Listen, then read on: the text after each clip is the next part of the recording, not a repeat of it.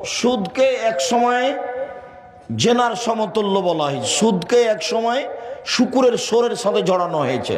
মানুষের বাড়িতে কাজ করে খাও, যদি কাজ না পাও ভিক্ষে করে খাও। সুদ খাওয়া কেন?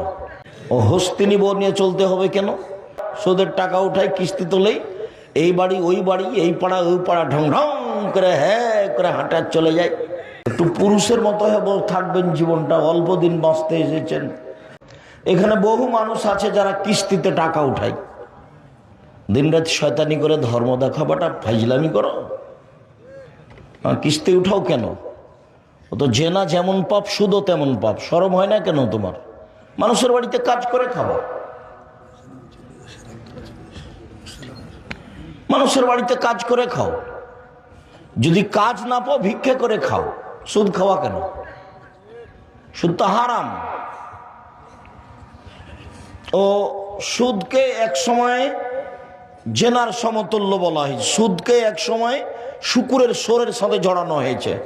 সুদকে এক সময় আপনার ওই জুয়ার সাথে জড়ানো হয়েছে।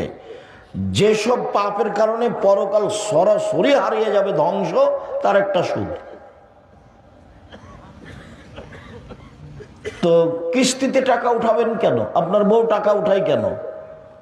বউ কথা শোনে না, কথা না শুনলে তালাক দিয়ে দেন। ও হস্তিনী বউ নিয়ে চলতে হবে কেন? ও হস্তিনী বউ নিয়ে চলতে হবে কেন? যার ঢং নাই, বেঢঙ্গা, সুদের টাকা উঠায় কিস্তি তোলেই এই বাড়ি ওই বাড়ি, এই পাড়া ওই পাড়া, ঢং ঢং করে হ্যাঁ করে হাঁটা চলে যায়।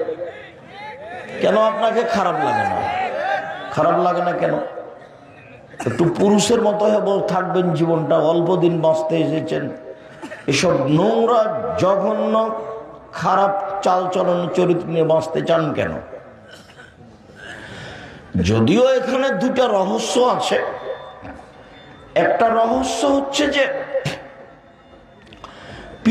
পিতার দায়িত্ব পালন করে না, মা মায়ের দায়িত্ব পালন করে না।